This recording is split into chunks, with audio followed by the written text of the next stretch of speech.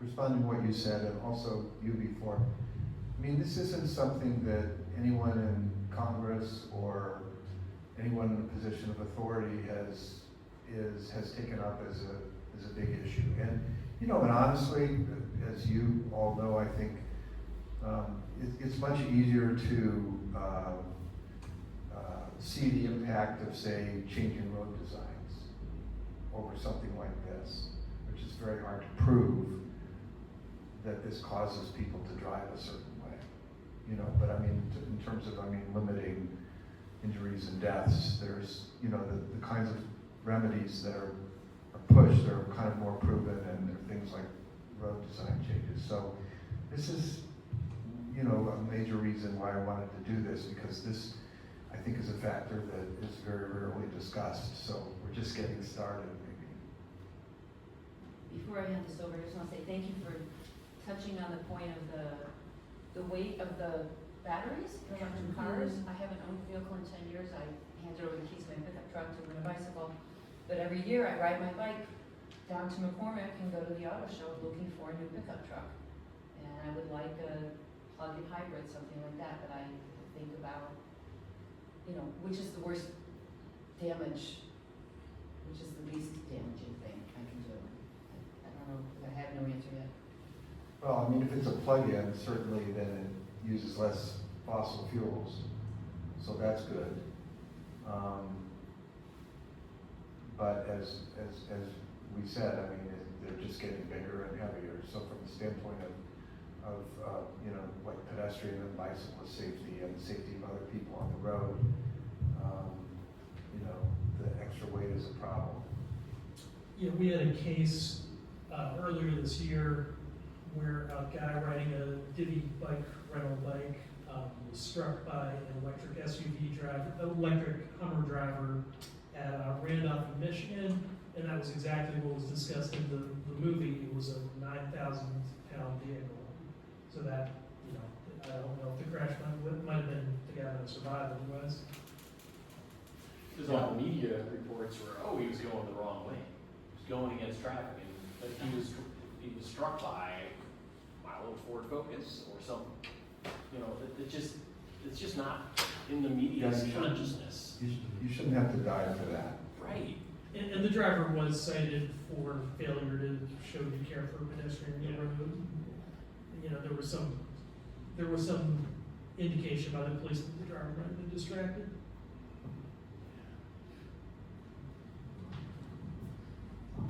So, thank you for the effort to put this together.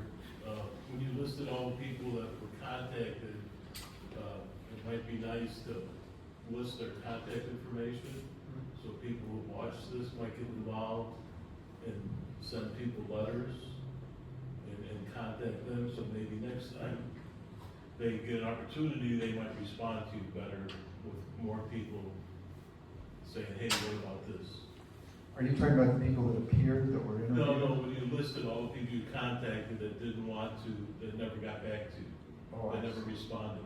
So if you listed how you contacted them, maybe the people that are watching this can contact them too. That's an idea. Because it's, the more people that do that, the more they'll pay attention. And, you talk about the government, and the government does not want to get in the way of commerce. I'm a truck driver by trade, and safety is a big thing, and you complain to the government agencies, and they don't. I've got them telling me, we can't do anything, we don't want to close this business down, even though they're breaking the rules and operating unsafely, because that's not the government's role in the people that work there, even though it should be. Safety should be a priority. It's really not. So. Yeah, and the weakness of these agencies is, this is really not a time in our history where anything is going to be done. The consumer and the individual really doesn't matter at this point in history. So it's hard. And then also about promoting safe driving. This is from the Auto Barn Performance Center. I don't know if you're from Chicago. No. It's a closed race course where you can drive your car, and they'll teach you driving fundamentals, give you the confidence to push your car closer to its limits, and from braking technique to racing lines. So it's open to the public, and I wonder what they do to separate the racetrack from the public roads. And how much time do they take somebody who has a lousy driving record and let them come in here and do whatever they want? So it's just, Yeah, well, I think it's unfortunate that people that really, kind of want to go fast and do stunts don't more often go to places like this. That kind of place exists, everywhere, but people do well, these it costs things money. on the public roads, yeah, You got an upfront fee, and the other fee is, hope I get away with it. yeah, exactly. And it's getting scary out there. I just started teaching driver safety for AARP, and a lot of the concern of these older drivers is the way people are driving.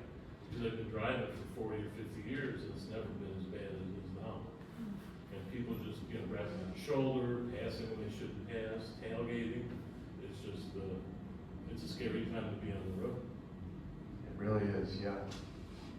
Okay, thank you. Thank you.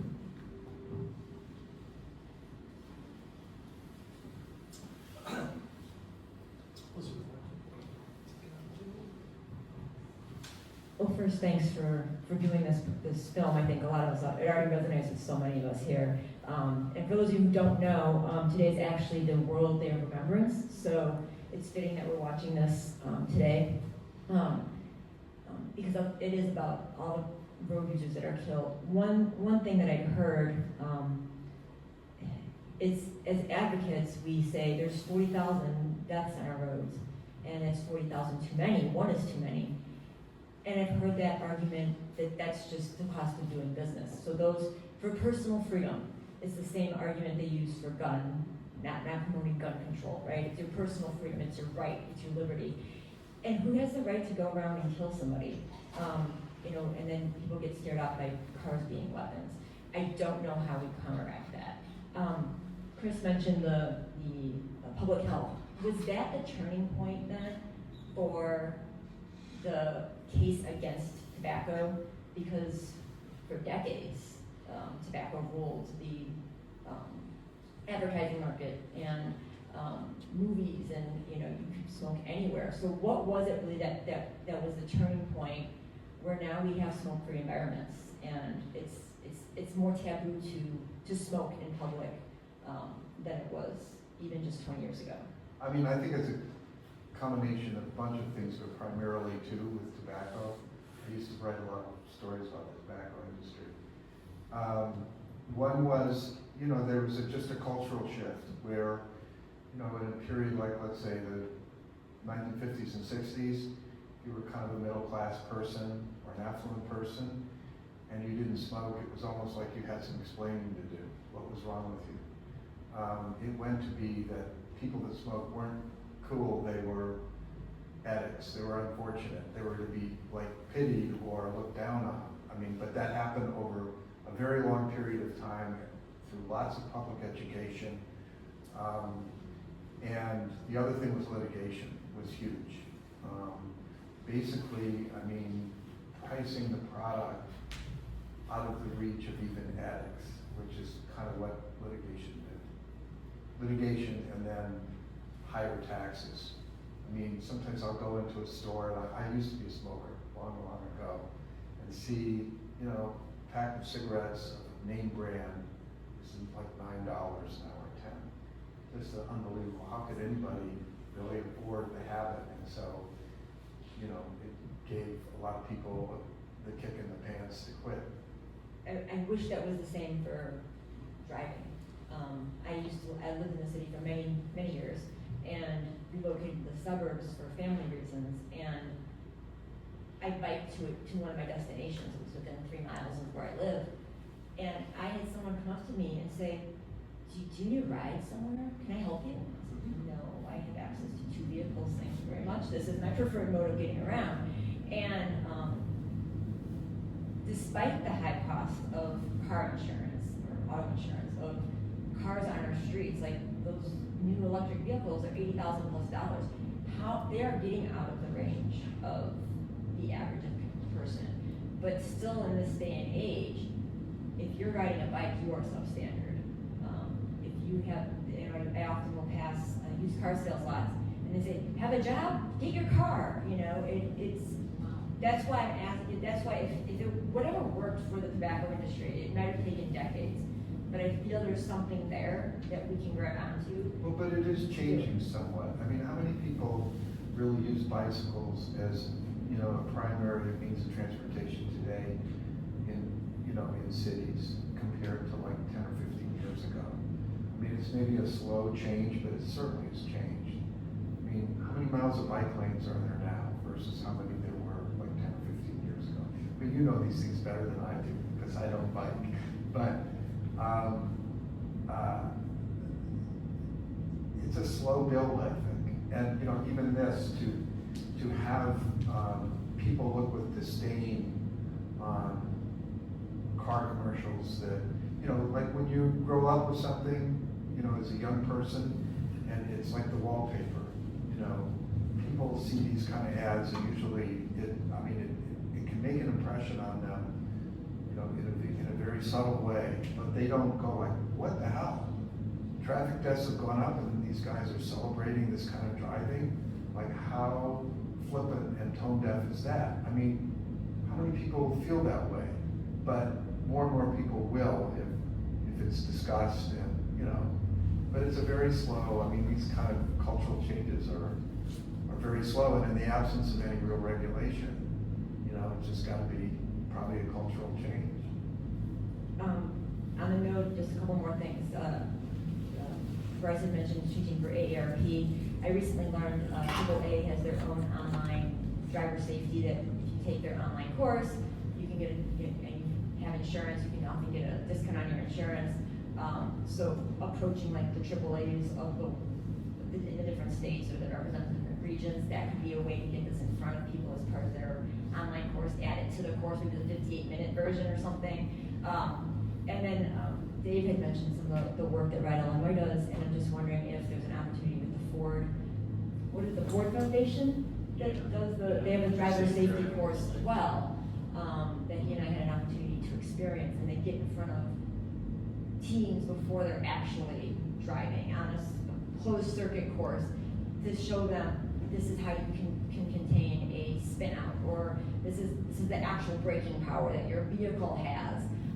And I'm wondering if that could be part of their curriculum or, you know, something like that. So just ideas and planning the future, Dave, to provide those contact information. Yeah, I would say, you know, I'll give out my email address for anybody who wants it.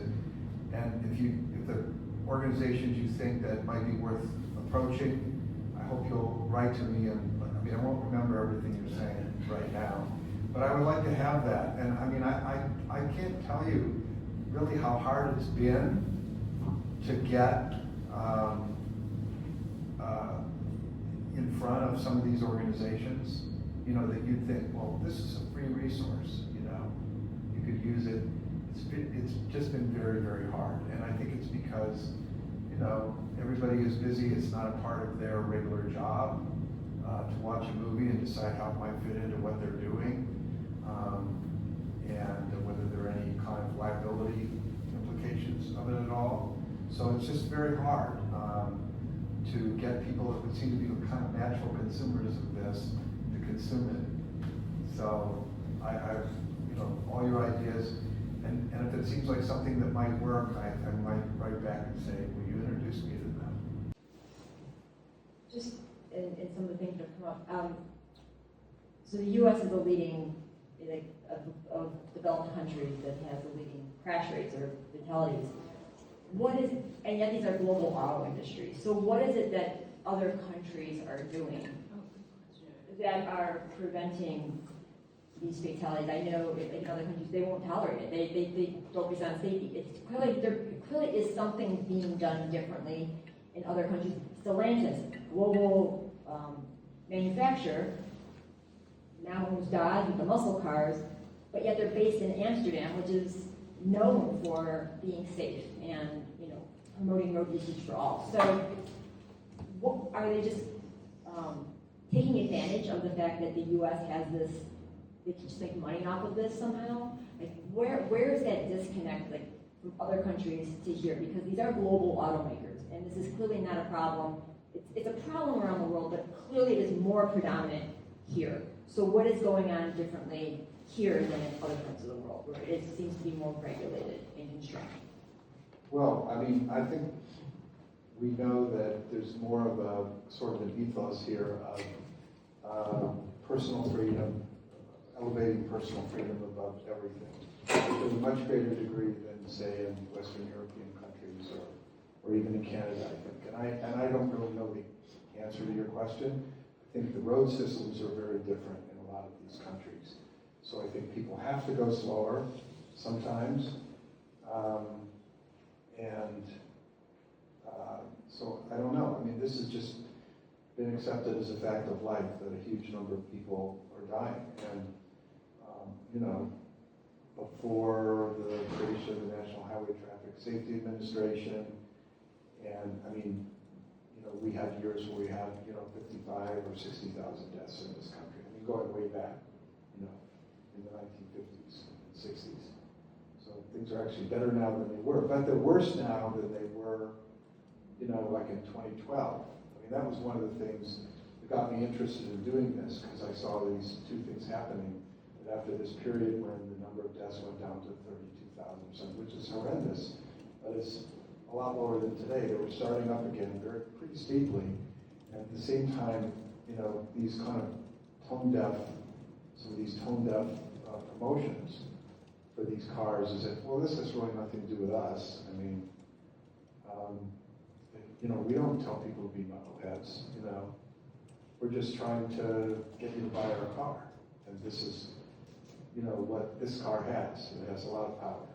And so, anyway, I don't know the answer to your question about everything that's being done differently there. There are, you know, in some countries there are at least codes. I don't know how well enforced at all they are about what you can say in commercials. You're not supposed to advertise any driving behavior that, you know, would be dangerous or would violate a traffic law. I don't know, again, how well enforced they are, but they exist in Canada, they exist in England, in Australia. I've been in Portugal for the last month, and like, their cars are a lot smaller. Like, and in European standards, the noses have to be like a certain size and pointed down. They can't just have the pancake machines that will hit you in the head and tries to kill you instantly. Like, the cars are smaller, the roads are narrower, and like the speed limits are lower generally. But like, at least in Portugal, and a lot of other places, like, pedestrians always have the right of way. Like, even like in a car sometimes, it's like slam on the brakes because it's like someone's crossing. Like, here in Chicago, it's like you have to wait for the cars because, you know, even Facebook comments, they'll say like, well, when it's person versus a car, the car always wins. Like, that's the American attitude towards pedestrians. But like in other places, like, pedestrians always have the right of way, and it's cars and the streets are engineered for that. And at least in Switzerland, they have like speed cameras everywhere. Like, we didn't know we were speeding. We went over like 5 miles an hour or something on accident 3 times, and we got like €150 ticket in the mail. So it's like, they care. I don't know, they just take steps.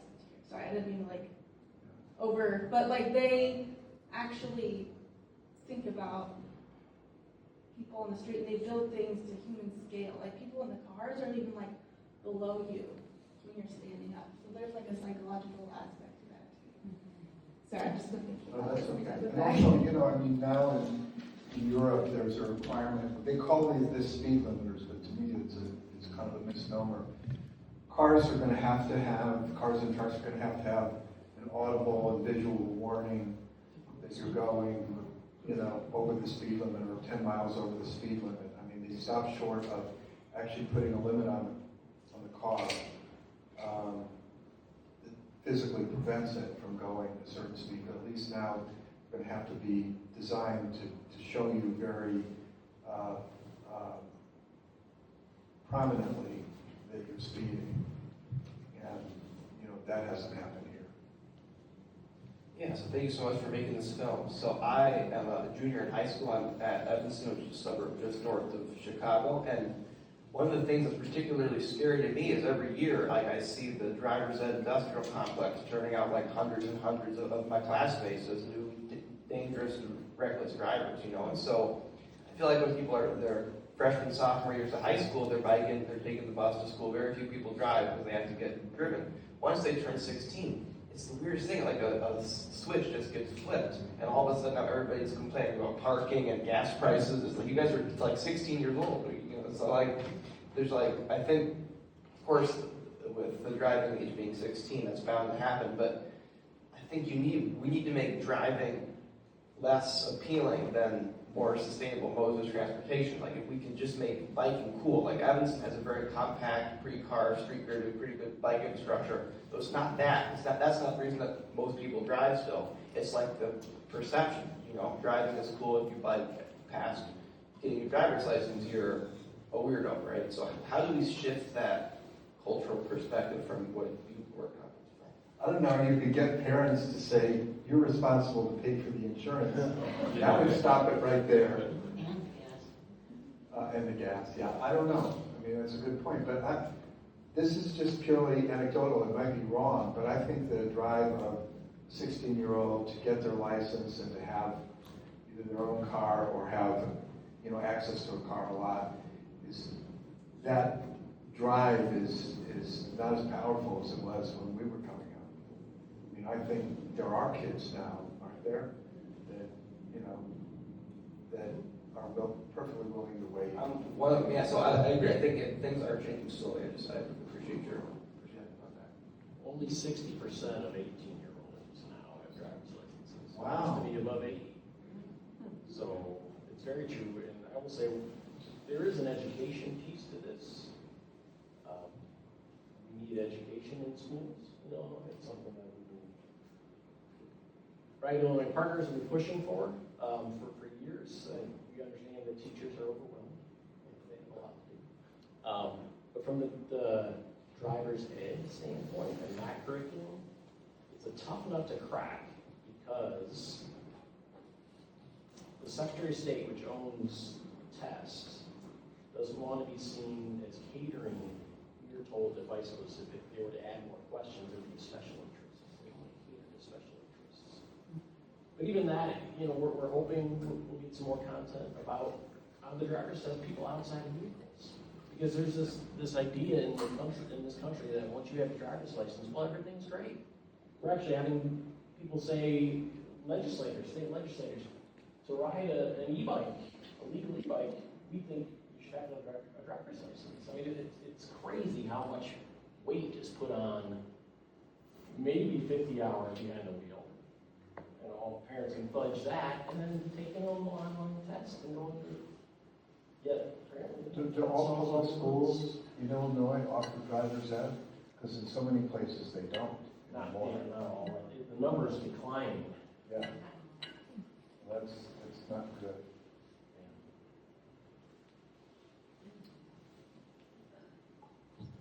Generally, sort of what you said about the cars in Portugal, generally irresponsible design, where when I was growing up, you could see the front of your vehicle, you could see the rear of your vehicle. You knew where you were. And we had hood ornaments. And we were all taught to line up the hood ornament. You guys would not even know what a hood ornament is. But all cars came with them, and it was a safety factor. I don't know if it was built in, but it ended up being a safety factor. And I can't stand being in a vehicle where I can't see the front of the vehicle or the rear. A couple years ago, I was at a tennis tournament in Cincinnati, and they had, you know, drive this little course and see if you could not hit the tennis balls along the course. And I came up to one of the balls and I said, but I can't see it. He said, and the guy, you know, the representative from the manufacturer sitting in the, you know, riding shotgun said, oh, I'm going to show you something wonderful. And he turned down the front camera. Yeah. Their idea of safety was to put a camera on the grill so I could see what was in front of me, which is not my No, idea but I mean, of that's safety. similar to And the, just pervasively irresponsible. I mean, that's similar to the drive for autonomous vehicles that take the decision-making out of the hands of the driver.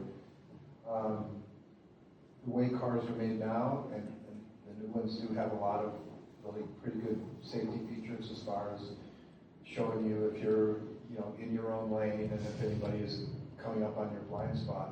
But the blind spots are just incredible. I mean, in the rear windows are so small. I mean, compared to what there's so much less you can do with your own eyes in a car now. Thanks, that was really incredible. So one more difference related to the car sizes that you have been saying about Europe versus here, but at least in Finland, if you get a traffic violation, it's actually based on the offender's income. So if you make enough money to afford a car that can do that, it's almost not financially worth to speed up because the ticket you will get from it is so aggressively high.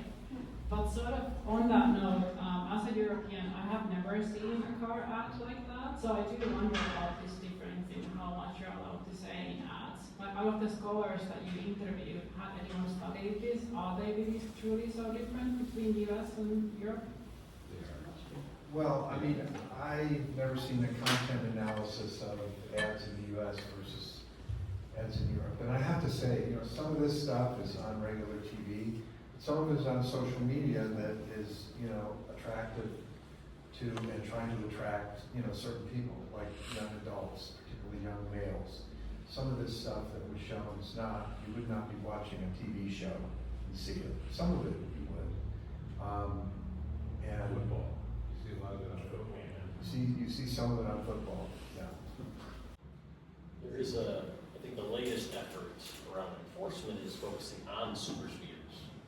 New York City passed a municipal ordinance. In Illinois, it's probably more municipal than statewide, but there are people in the city of Chicago that have more than 500 speeding tickets that have not been paid.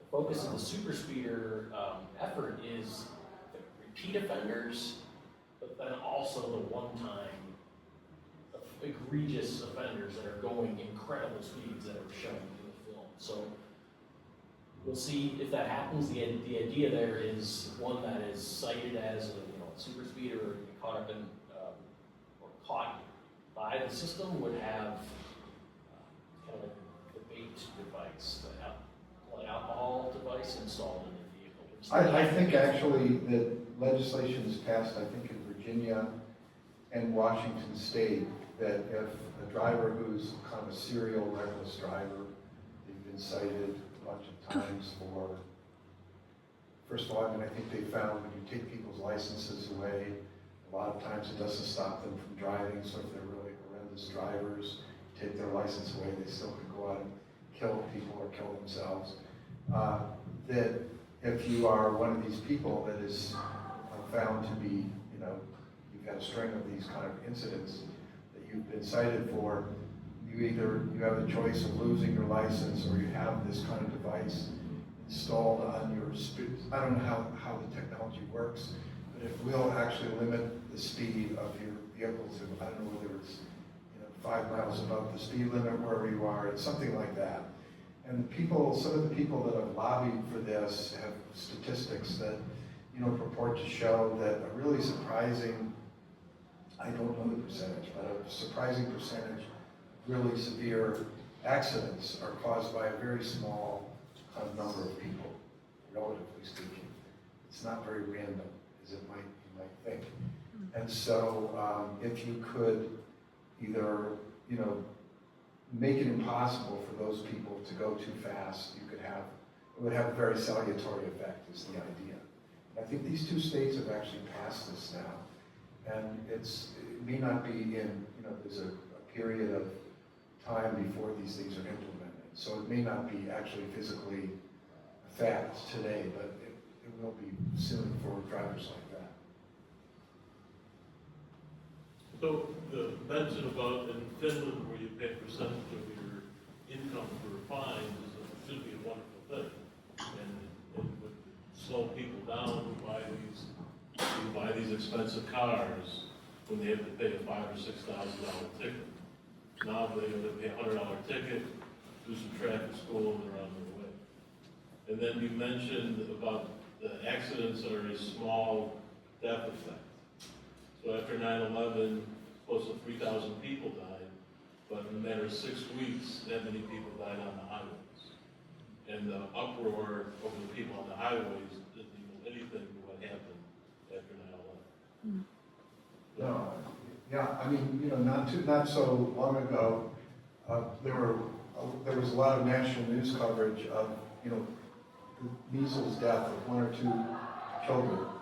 And I don't want to minimize it, it's very sad if a couple of kids die of measles, but, you know, the amount of anxiety and attention this caused, you know, every day 100 or more people die on the roads, and it's just barely a blip on the public radar. So, As Jerome was saying, that's just the way it is. People die in traffic accidents, and yeah, that's just the way it's it like is. dying of old age or something. It just happens. This is, this is my wife Zoe. Yes, a little bit at home. Yeah, no, I have a question for you guys. In Southern California where we live, there is what seems to me is a new phenomenon where the freeways, everybody, they're jam-packed full, always. Everybody is going at least 5 to 10 miles over the speed limit. And then all of a sudden, in the rear view mirror, up comes some jerk, you know, going even 10 or 20 miles faster, and they weave in and out, and it's like they are in a video game, but it happens, it's happening now. I mean, I could be on, 20 minutes on the freeway, and I used to see it maybe once in a while. Now I'll see 4, 5, 6 people driving like this. You know what happens here? They don't care where they pass, they'll be coming up to an interchange or on off ramp, and the guy will be flying to the left and cut all the way over on the right, where the cars are getting on and off the highway, Yeah, and go flying by everybody. yeah. There's certain times of the day as well that are worse than others for that. And events as well. When one of the sports teams loses, you get a lot more of it right then. They get much So more the Bears lost this afternoon. I don't No, know we if they won. did.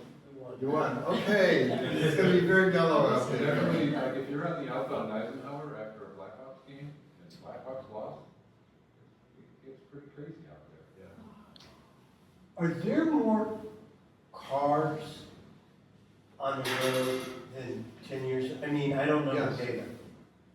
Yeah, there are more cars being driven more miles.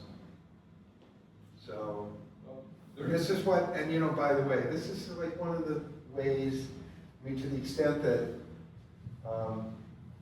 anybody is demanding that this stuff be rationalized or justified in any way is, you know, the metric that, you know, the Department of Transportation uses is, has to do with, you know, crashes or deaths per billion miles traveled. And some years it does go up, but traditionally it's always going down a little because there's just more cars out there. And they take that as a mark of success or that they're having great progress, but that doesn't mean that fewer people are dying. And so if you do it as a population measure, like, well, we did that way in the film, how many deaths per 100,000 people or a million people like that, you get kind of a different perspective. But, you know, actually during COVID, I mean, this was one of the biggest upward surges of deaths in the early, or the 2 years of COVID. And I mean, the only thing that you could think of, besides that people were a little crazy, more crazy than usual, is that there were fewer cars on the road. People could then go faster. If the road is wide open, you know, you can go a lot faster. So there were fewer crashes, but more deaths. So, because crashes were more catastrophic. People were going faster. We were talking about cultural change. There's a good book, I Was Killed by a Traffic Engineer, which somebody finally solved a life.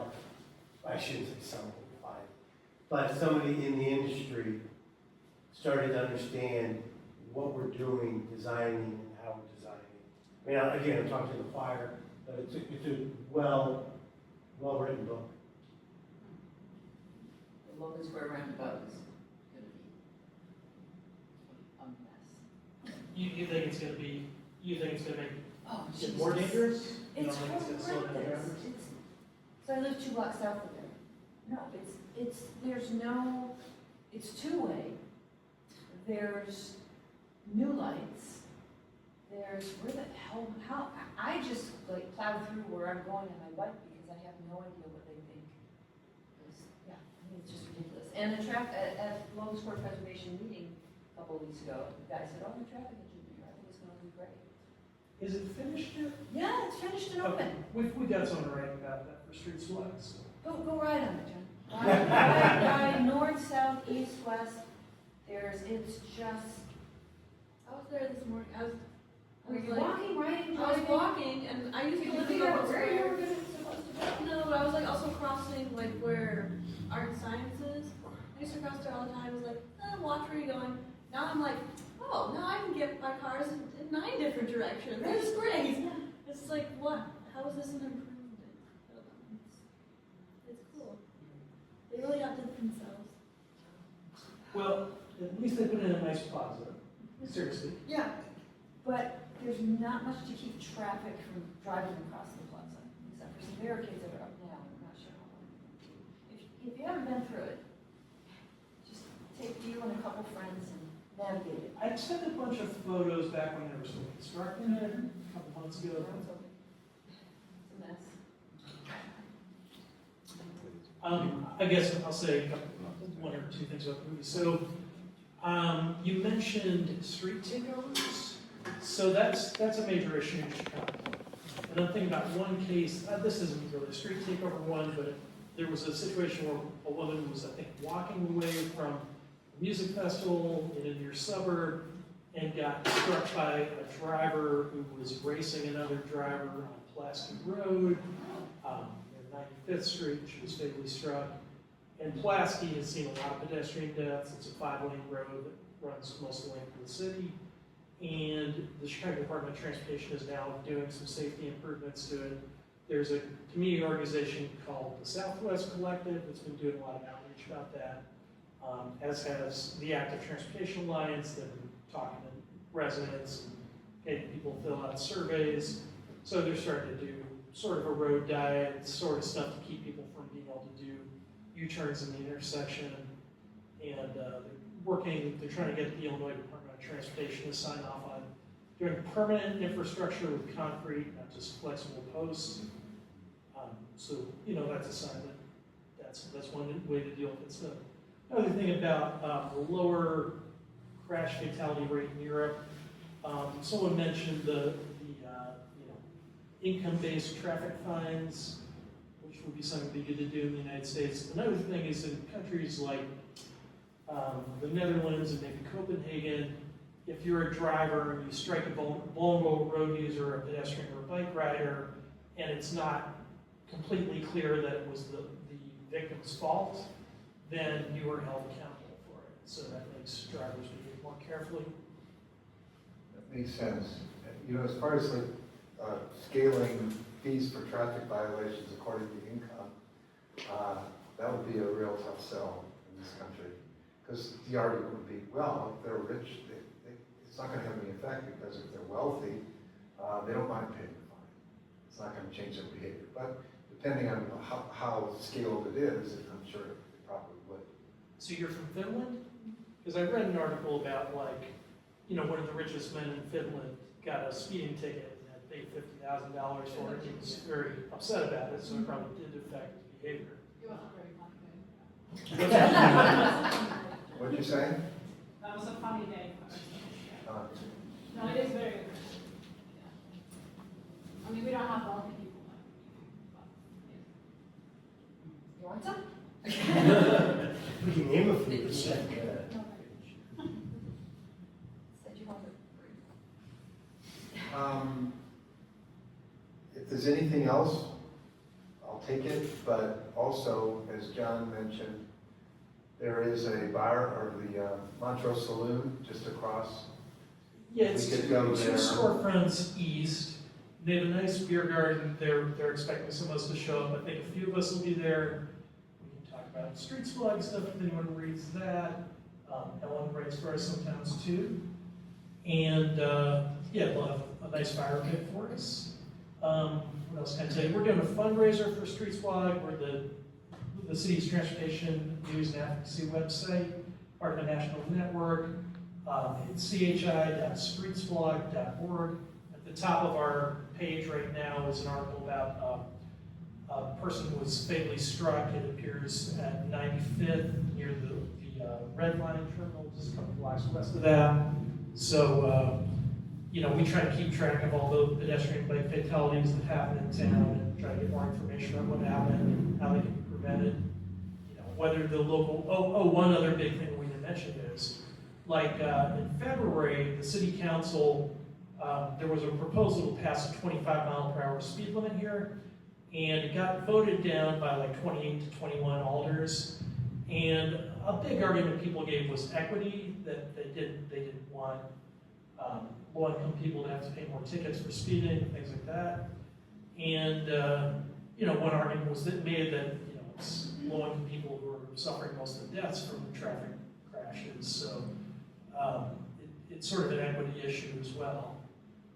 So it's going to be important to see. In New York City, the speed limit is 25 miles per hour. In Boston and Seattle and Portland, these places have seen decreases in crash fatalities by lowering their speed limits.